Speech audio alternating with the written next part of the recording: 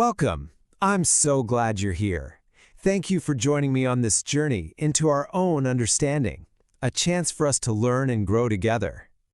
So let's start with a situation I think we've all been in. You have this really important idea, something you feel deeply, and you try to share it. You explain it as clearly as you can, with all the right words, but it just falls flat. The person you're talking to just doesn't get it. You can see it in their eyes. Why does that happen? Most of us are taught that communication is all about output. It's about having the right information and then just saying it clearly. We put all our energy into perfecting our side of the conversation, what we are putting out there. But let's pause and consider a completely different approach.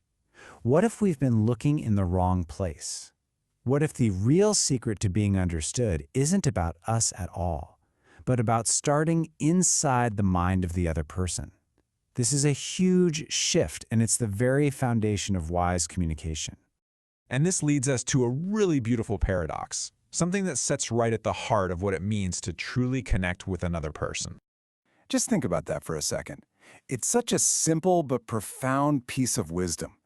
If you start from your own mountain of expertise, you're basically forcing them to climb up to where you are. It's hard work, and most people won't even try. But if you can meet them where they are and speak from their frame of reference, well, that's how you build a bridge. So when we forget this and just lead with what we know, it's actually pretty easy to fall into one of 4 common communication traps. Let's walk through them, because you'll probably recognize these. Okay, trap number 1. You start explaining something they already know inside and out. What's the immediate reaction? Their eyes glaze over. Their mind just wanders off. You've lost them, not because you're wrong, but because it's boring. You're telling them something they don't need to hear. The second trap is a little different. This is when you bring up something they used to know, but they've kind of mentally filed it away as not being important anymore. When you bring it up, it can actually feel, well, annoying. It's like you're giving them homework they didn't ask for. And then there's trap number 3. This is where you launch into a topic that they're fully aware is way over their head. They've already decided, this is too complicated for me.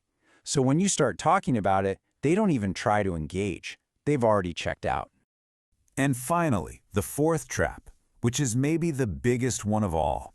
You introduce an idea that is so new, so completely outside their experience, they have nothing to connect it to. It's what we call an unknown unknown. And what happens? Their brain just freezes. It can't process it. It's not curiosity, it's just shut down. Okay, so if just telling people things is filled with all these traps, what's the solution? How do we actually guide someone to a new idea without setting off all these alarms? Well, the answer isn't some clever tactic. It's a pathway. It's a step-by-step journey that respects where the person is coming from and gently invites them forward. Now look at this. This 4-step path is the complete reverse of the 4 traps we just talked about. See how it works? You start on solid, common ground with what they already know. Then you help them remember something they've forgotten. From there, you can carefully approach the edge of their knowledge, and only then, once they feel safe and secure, do you introduce something truly new. It's about gently expanding their world, not forcing your world upon them. This all sounds wonderful, right? But the whole thing depends on one big question. This entire approach is powered by one single, incredibly important human quality. Because to start with their knowledge, we first have to find out what that knowledge is. And we can't just guess or assume we know. So how do we do it? We have to ask. And the way we ask makes all the difference. The master key that unlocks everything is humility. This is something called humble inquiry. And it's not about asking tricky questions to prove a point or quizzing someone to see what they know. No, it's about asking because you are genuinely curious. It's about a sincere desire to understand their world from their point of view. Let's look at this example because it makes it so clear. The first question, do you know about health? That feels like a test, right? It puts the other person on the defensive. But the second one, from your perspective, what does health mean to you?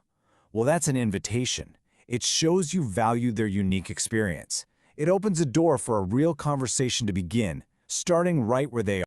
So when we start to put all of this into practice, when we start with their knowledge and use humility to find it, something fundamental changes.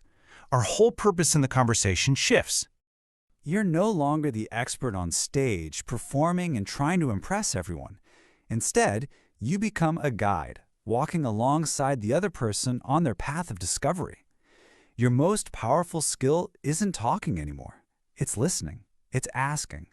You're there to help them find their own way to the insight.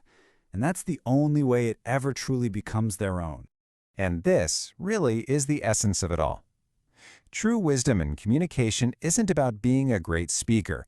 It's about becoming a dedicated, present, and humble listener. The success of a conversation isn't measured by how well we spoke, but by the shared understanding that was created. And that always, always begins with listening. So you see, this path of wise communication is really an inner path. It asks us to quiet our own ego, to let go of the need to be the expert, and instead to cultivate a real curiosity and respect for the person right in front of us. It's a practice of patience, and it's a practice of connection. If this way of thinking about communication has resonated with you, I'd like to invite you to subscribe. We're going to continue exploring these kinds of powerful ideas together.